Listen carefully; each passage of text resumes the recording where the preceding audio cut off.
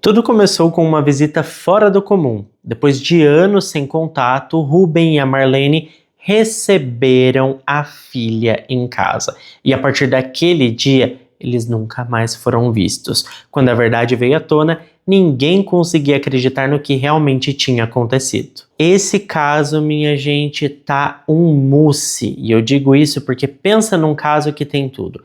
Tem traição familiar, que é uma das mais graves que a gente pode, presenciar, tem manipulação, tem uma pessoa bandida de verdade, a gente consegue perceber isso no histórico, e um desfecho surreal de tão trágico. Então já pega aí o seu café, o seu suquinho, porque vai ser difícil engolir isso aqui a seco, viu? E não se esquece de, se não é inscrito no canal, já se inscreve, ativa o sininho para não perder as notificações e deixa o seu like, que ajuda muito na divulgação do canal. E agora sim, vamos pro caso de hoje.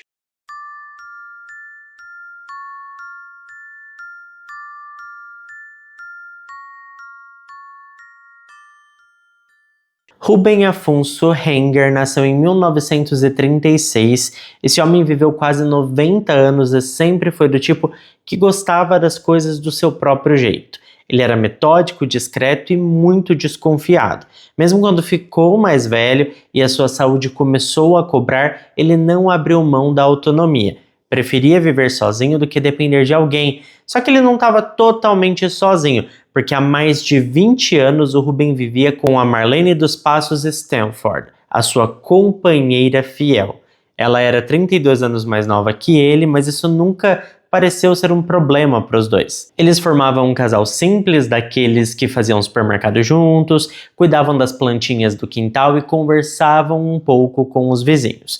Não era um casal de beijos em público, nem de grandes festas, era uma parceria mesmo, sabe? Normal, assim, uma convivência leve, uma rotina tranquila e um silêncio até que confortável. Só tinha o casal ali na casa e a cachorrinha deles. O Ruben, ele tinha problemas respiratórios e ele dependia de oxigênio suplementar. Ele tomava mais de 10 remédios por dia, só que nada disso impedia ele de cuidar do que era dele, da sua casa, das suas contas, da sua própria vida. Ele morava em Cachoeirinha, no Rio Grande do Sul, num bairro calmo, numa casa simples, e ali ele levava a vida sem pressa. Era aposentado, tinha uma renda estável, uma casa própria, uma conta no banco e um planejamento bem certinho assim da vida para garantir a segurança da sua esposa no futuro. Ele sabia que era bem mais velho que ela e não queria que, se caso ele partisse, ela ficasse desamparada. Ele trabalhou como caminhoneiro a vida toda, mas sempre teve o pé no chão e guardava ali um dinheirinho. Ainda falando sobre a estrutura familiar do Ruben, ele teve 3 filhos no seu primeiro casamento. Um desses filhos era a Cláudia de Almeida Heger. Ela era a caçula e também a que mais deu dor de cabeça. A relação dos dois já era difícil desde a juventude dela, mas com o tempo foi ficando cada vez mais tensa, até que em 2016 a coisa rompeu de vez. Mas antes da gente chegar nesse ponto de ruptura, tem muita coisa para contar sobre a vida da Cláudia, porque esse caso não começa com o crime, começa com uma história de queda, luxo, ego, perdas, escolhas mal feitas e uma reviravolta grande no final.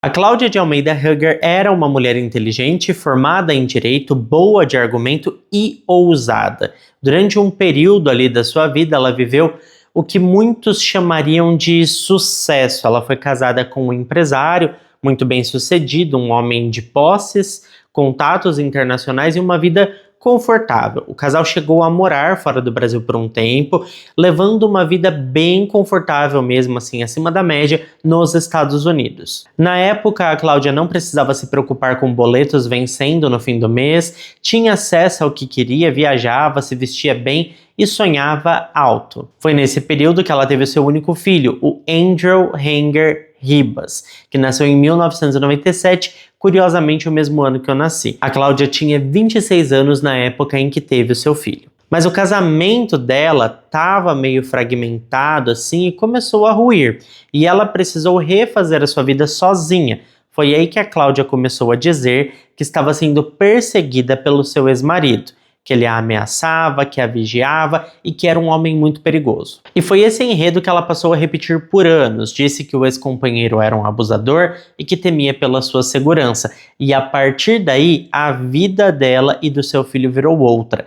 A Cláudia, ela começou a trabalhar por conta própria, atuando como advogada em causas jurídicas, tentando construir uma vida independente. Mas ela nunca conseguiu manter a estabilidade. Ela vivia de aluguel, mudava de endereço constantemente, acumulava processos civis por dívidas e se isolava de quase todo mundo, menos, é claro, do seu filho. O círculo de amigos dela era pequeno, mas o Andrew, o seu filho, era tudo o que ela precisava, então não tinha problema. Inclusive, desde pequeno, os dois eram inseparáveis. A Cláudia colocava o menino como prioridade absoluta, fazia de tudo por ele, mesmo quando ele já era adulto, o Andrew ainda era tratado como uma extensão dela. Ele era mimado, protegido, quase que infantilizado.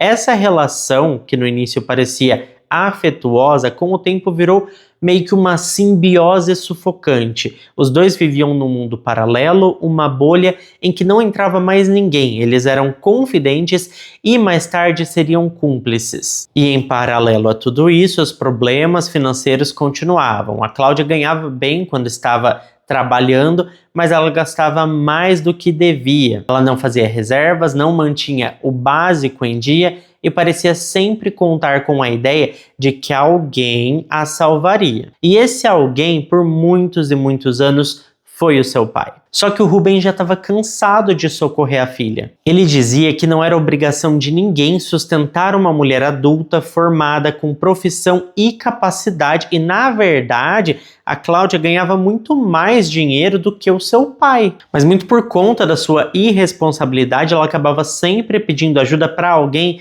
que era mais frágil que ela, tanto financeiramente quanto fisicamente e emocionalmente. E no caso, era o Ruben, né? Ele já era um senhor, ele não tinha tanta fonte de renda assim como a Cláudia, que estava naquela fase da vida de ganhar dinheiro na fase produtiva, enquanto o Ruben já era um aposentado, um idoso, vivia do pouquinho que ele recebia do INSS e ainda fazia alguns trabalhinhos por fora. Mas não era justo, né? Ele ficar sustentando, sempre socorrendo a filha que estava na idade produtiva. Ele estava na sua idade de descansar e tinha que ficar resolvendo o problema de uma marmanja. E ele até ajudou, tá? Várias vezes a Cláudia, só que ele dizia que cada ajuda virava uma chantagem e ele decidiu parar, fechou as portas e cortou o contato. Só que a Cláudia não aceitou bem esse corte. E foi aí que em 2016 ela inventou uma história que mudaria tudo, inclusive a própria credibilidade. Bom, agora a gente entra num dos pontos mais distorcidos dessa história, o falso sequestro que a Cláudia inventou supostamente para incriminar o seu ex-marido e que acabou sendo a última gota para enterrar de vez a relação dela com o seu pai. Em 2016, a Cláudia fez algo que nem ela conseguiria apagar depois. A história que ela criou foi grave, era muito grave, e para quem escutava pela primeira vez, até parecia real. Ela dizia que tinha sido sequestrada. Segundo a sua versão, ela foi levada por criminosos, mantida em cativeiro, ameaçada de morte e impedida de sair. No meio disso tudo, ela começou a mandar mensagens para o seu pai, mensagens escritas como se fossem ditadas por um sequestrador, e ela pedia dinheiro, dava instruções, dizia que se ele não ajudasse, ela seria executada. O Ruben, como qualquer pai, ele entrou em alerta, só que não demorou muito para ele desconfiar que tinha algo errado. Os horários das mensagens eram estranhos, o jeito de escrever também levantava suspeitas e logo a polícia entrou no caso. O resultado da investigação foi claro. A Cláudia estava sozinha, num hotel, sem nenhum sinal de sequestro real. O que ela queria, na verdade, era: primeiro, incriminar o seu ex-marido. Segundo, ganhar um dinheiro com isso do próprio pai. A intenção era fazer parecer que o ex-marido era responsável pelo sequestro. Ela chegou a dar entrevistas depois, usar essa história como exemplo de violência doméstica e até criou uma ONG voltada para mulheres que sofreram abusos. Tudo isso sem ela ter realmente sofrido nenhum tipo de abuso, sabe? É bizarro. Mesmo assim, ela tentou se posicionar como uma vítima pública. Só que nada disso colou. A farsa foi descoberta, ela foi indiciada por falsa comunicação de crime e tentativa de estelionato, mas respondeu em liberdade. E eu não sei como que a OAB não caçou a OAB dessa mulher. Enfim, para o Ruben aquilo foi o fim, ele cortou todos os laços com ela, disse a amigos e familiares que nunca mais queria ouvir o nome dela, nem ver ela, nem que fosse pintada de ouro. E ele cumpriu essa promessa, porque durante 6 anos, os 6 anos seguintes a esse acontecimento, a Cláudia foi apagada da rotina dele. Nenhuma visita, nenhuma ligação, nenhuma menção, nada. Mas do lado dela, mesmo em silêncio, ela continuava acompanhando tudo. Sabia que o Ruben estava com a Marlene, sabia que os dois seguiam morando juntos na mesma casa de sempre, em Cachoeirinha, e sabia que ele tinha vendido recentemente um caminhão e estava com 70 mil reais guardados em casa. O que ninguém sabia naquela altura é que ela não tinha desistido de se reaproximar. Ela só estava esperando o momento certo. E esse momento viria com um plano diabólico. Entre o final de janeiro e o começo de fevereiro de 2022 aconteceram algumas coisas estranhas. No dia 9 de fevereiro, a Cláudia foi até uma loja de ferragens em Gravataí e comprou braçadeiras plásticas, fita crepe e uma lona de caminhão. Uma compra estranha para quem não estava reformando nada, sabe? Uma semana depois, ela voltou na mesma loja, dessa vez levou mais braçadeiras, fita adesiva reforçada e tinta spray. Era nítido que ela estava planejando algo, e não era uma reforma, nenhum conserto, era algo muito pior. Enquanto isso, o Andrew, que usava o carro da sua mãe, um Fiesta, aquele modelo antigo, ele levou o veículo numa oficina e instalou um insufilme preto em todas as janelas, bem escuro mesmo. Ele disse que era por segurança, porque ele e principalmente a sua mãe estavam se sentindo perseguidos, meio que ainda surfando na onda da narrativa de que o seu pai, ex-marido da Cláudia, perseguia eles. A verdade é que tudo estava sendo preparado com antecedência, inclusive as desculpas e o álibi. E aí vem a parte mais simbólica desse caso. Eles escolheram o domingo de carnaval. Todo mundo estava fora de casa, estava no centro, em bloquinhos de clube, então as ruas ali estavam vazias, clima de feriado, um dia em que ninguém estranharia o silêncio, nem perceberia movimentos suspeitos ali aonde o Ruben morava. E foi quando a Cláudia entrou em contato com o seu pai e pediu para visitá-lo.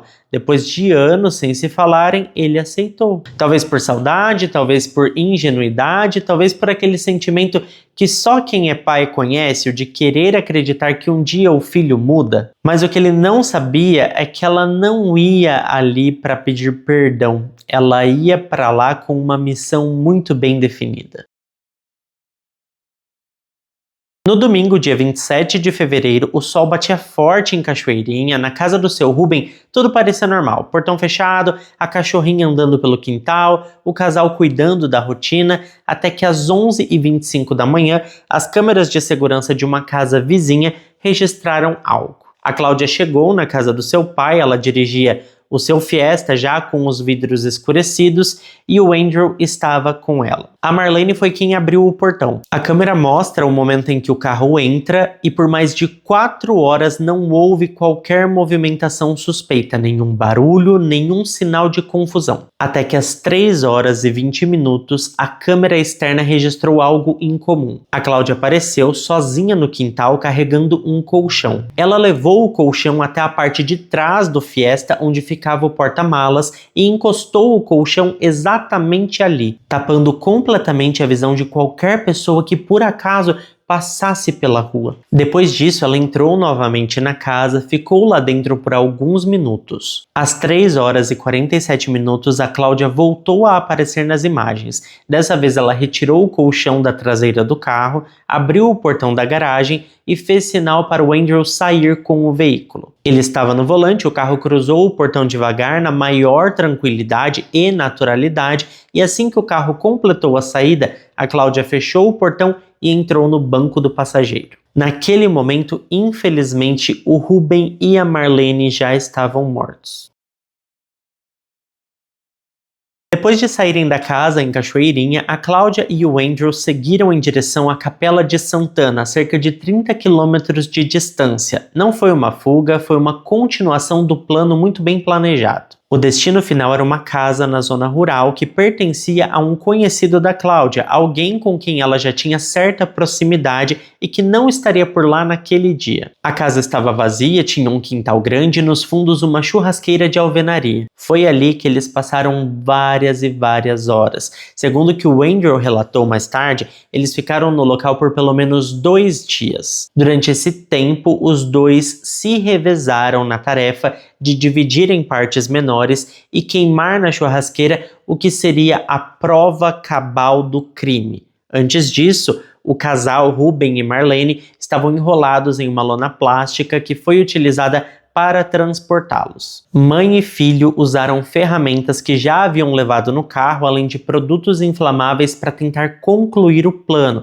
e eles tentaram por várias horas seguidas, tentando destruir todos os vestígios. Mas mesmo com o calor intenso e o tempo prolongado, a queima foi incompleta e insuficiente, porque as partes maiores simplesmente não viravam cinzas e resistiam totalmente ao fogo. E foi aí que, sem saída, veio o plano B. A Cláudia e o Andrew pegaram o que sobrou, embalaram tudo em sacos plásticos e despacharam os fragmentos em 2 locais diferentes. O primeiro foi uma área de mata fechada, também em Capela de Santana, e o outro local foi um rio próximo à região da casa que eles estavam fazendo ali todo esse trabalho. Eles acreditavam que com isso estariam seguros, que ninguém encontraria nada. E o mais importante, que ninguém desconfiaria deles.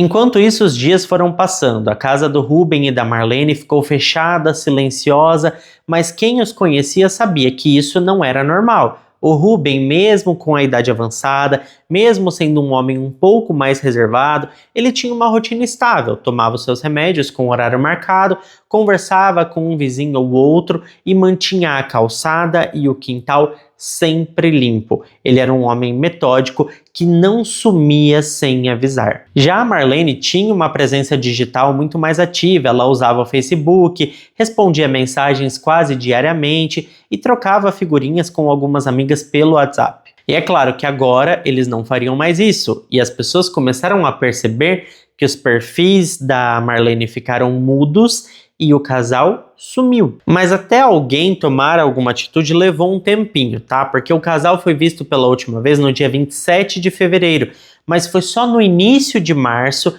que o sumiço deles chamou a atenção de verdade. E quem percebeu isso foi um dos netos do Ruben, que percebeu que tanto o seu vô quanto a mulher do seu vô estavam sem responder mensagens há dias. Nenhuma postagem havia sido feita nas redes sociais, eles estavam incomunicáveis e foi então que esse neto decidiu ir até o local. Eu tô falando neto, gente, mas eu vi noticiários que relataram que era um neto e noticiários que relataram que era uma neta. Então pode ter sido, né, qualquer um dos dois. Enfim, esse neto ou neta foi até o local, só que ele não conseguiu entrar porque a casa estava trancada, o portão estava fechado e não havia sinal nenhum do casal. E foi nesse momento que o Clóvis, o filho do seu Ruben, portanto irmão da Cláudia, também se envolveu aí na história.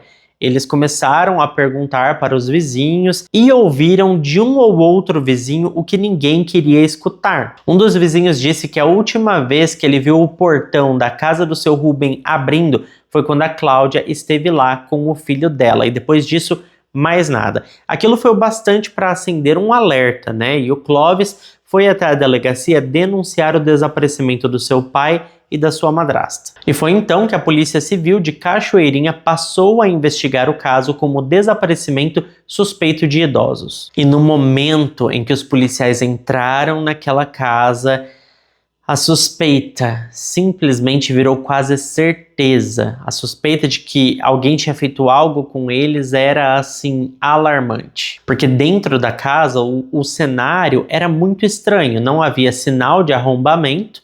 A casa estava com as fechaduras todas intactas. Os objetos estavam todos cada um no seu devido lugar, nada fora assim do comum, e os remédios do Ruben estavam lá, esquecidos em cima da pia, e ele jamais sairia por vontade própria sem os seus remédios, porque eram vitais para ele. E o mais triste de tudo é que a cachorrinha do casal foi encontrada sem vida.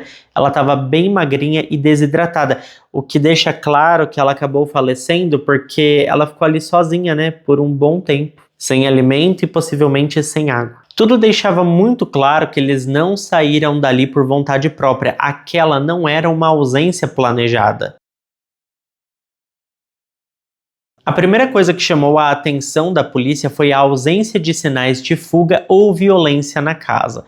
Nada revirado, portão fechado, tudo parecia normal. O que colocava, assim, esse desaparecimento em um outro patamar eram os remédios controlados do Ruben, que estavam todos lá, e o carro do casal, que também não tinha sido levado.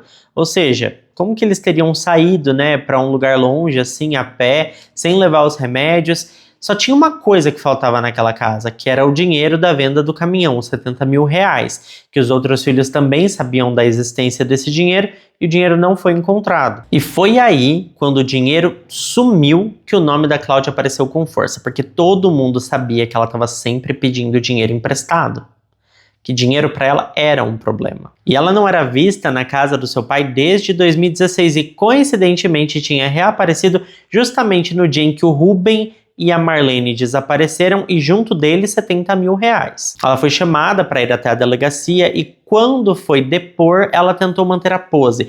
Disse que havia sim visitado seu pai de surpresa, que ele e a Marlene estavam bem, que eles ficaram conversando, depois se despediram e segundo ela, no final da tarde, os dois a acompanharam até o portão e disseram que iriam descansar. E foi nesse momento que ela se despediu e foi embora. Só que os investigadores já tinham as imagens das câmeras de segurança da casa da frente que mostravam exatamente o contrário. E aqui eu fico chocado porque a gente está falando de uma mulher que estudou direito. A gente está falando de uma mulher que não era bobinha, que planejou isso por anos. E as imagens das câmeras de segurança dão a entender que a câmera ficava bem de frente para casa. Então eu fico pensando, uma pessoa que estudou direito, que é uma pessoa inteligente, que vai cometer um crime como esse, ela não saiu ali na rua para olhar no entorno, né, se tinha alguma câmera na rua, ela não teve esse cuidado para depois, sei lá, né, criar uma história melhor do que contar algo que seria comprovadamente desmentido pelas imagens das câmeras que estavam logo à frente da casa? Sabe, um erro muito bobo, um erro de principiante mesmo.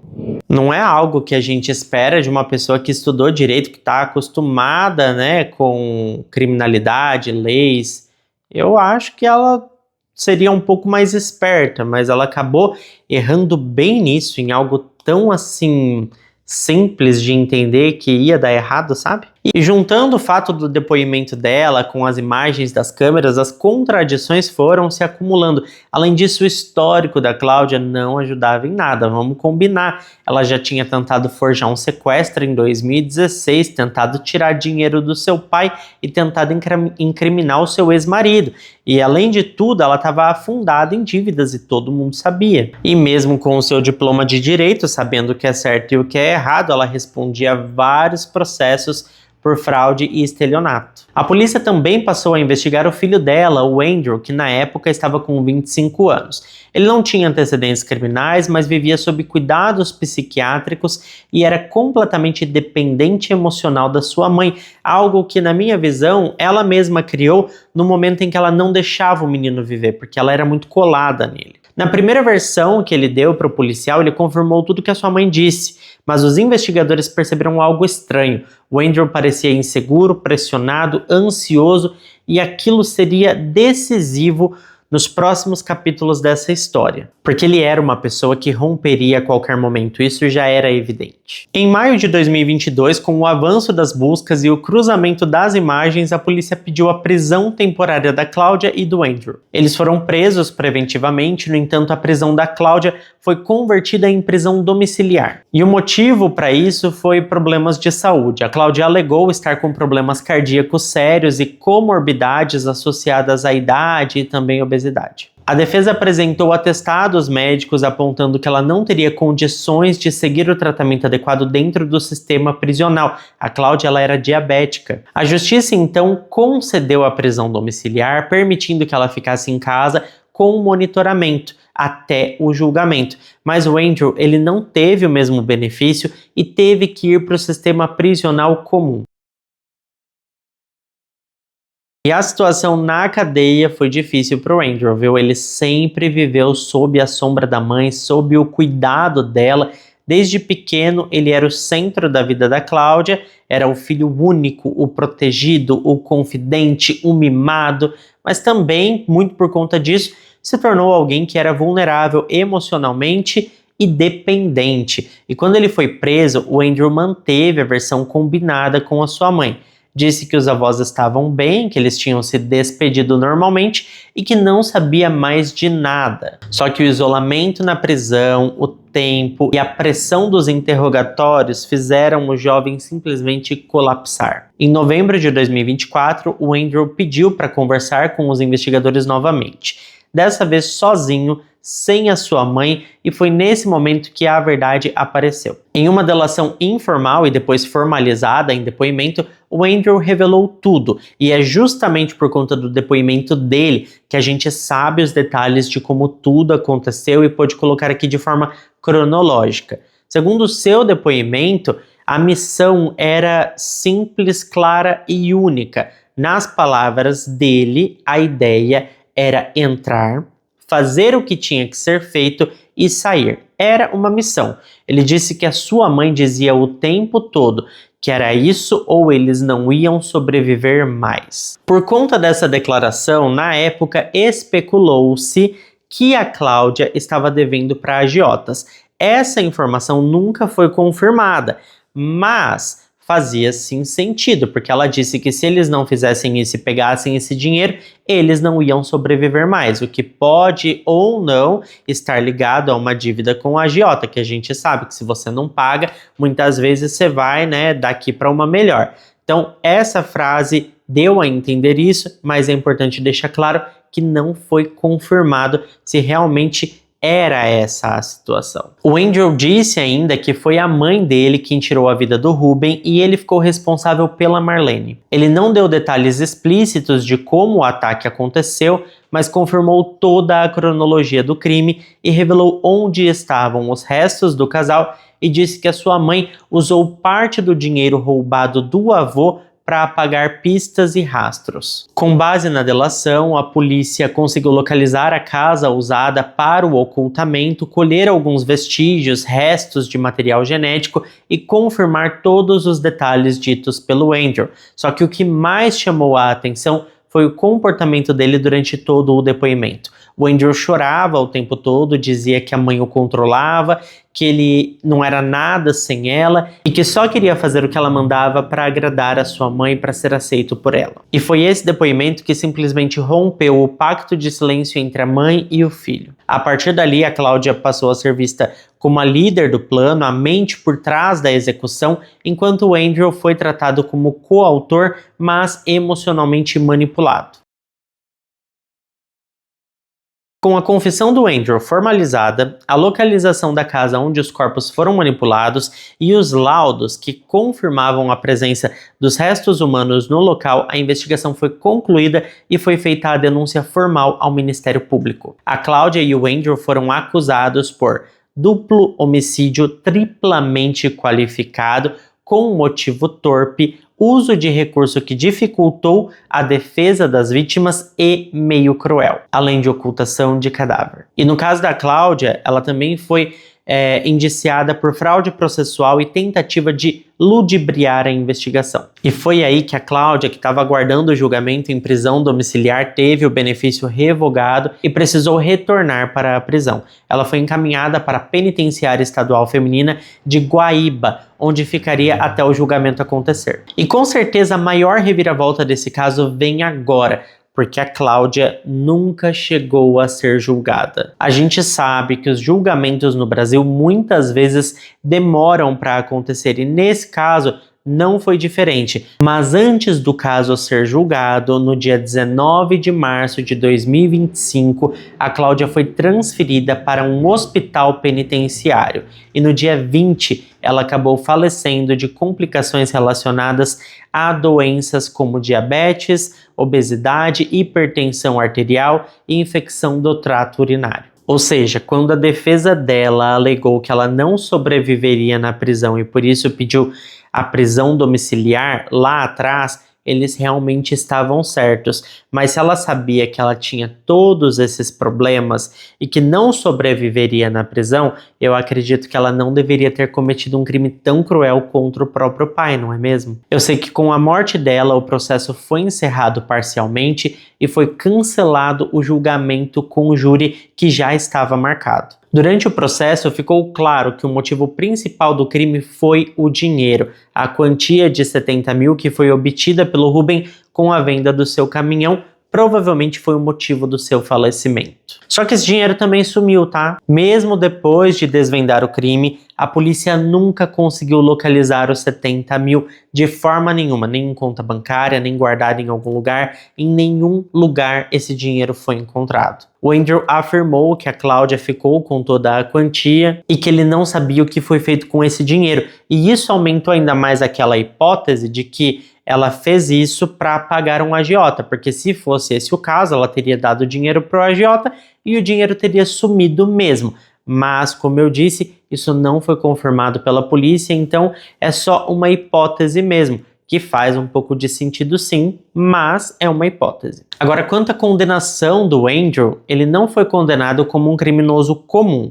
Depois de meses de investigação, delação e laudos psiquiátricos, a justiça reconheceu que ele era inimputável. Não tinha plena consciência do que estava fazendo quando ajudou a própria mãe a cometer o crime e não poderia responder por isso. O diagnóstico de esquizofrenia paranoide também foi confirmado por perícias independentes e judiciais. E os psiquiatras foram unânimes em afirmar que ele não tinha capacidade de entender o caráter criminoso dos seus atos. Por isso, o Andrew foi transferido para um centro psiquiátrico popularmente conhecido como manicômio judiciário. Hoje ele cumpre a medida de segurança por tempo indeterminado no Instituto Psiquiátrico Forense de Porto Alegre, um centro especializado onde detentos com transtornos mentais ou problemas psiquiátricos graves recebem tratamento sob vigilância judicial. Na prática, isso significa que ele não tem uma pena com data para acabar. A cada período determinado pela própria justiça, o Andrew será reavaliado por uma junta médica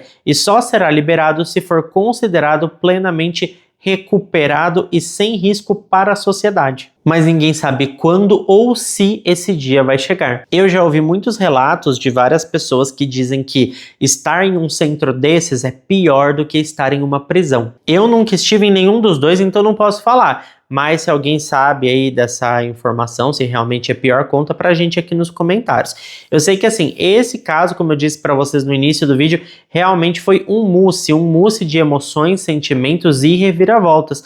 E é claro que eu quero saber a sua opinião, então deixa pra mim aqui embaixo nos comentários o que você acha disso tudo, dessa história. E é isso, gente. Muito obrigado a quem ficou até aqui comigo. Se ficou até aqui, não esquece de deixar o seu like, que ajuda na divulgação do canal. Eu fico por aqui, beijo grande para todos vocês e até o próximo vídeo.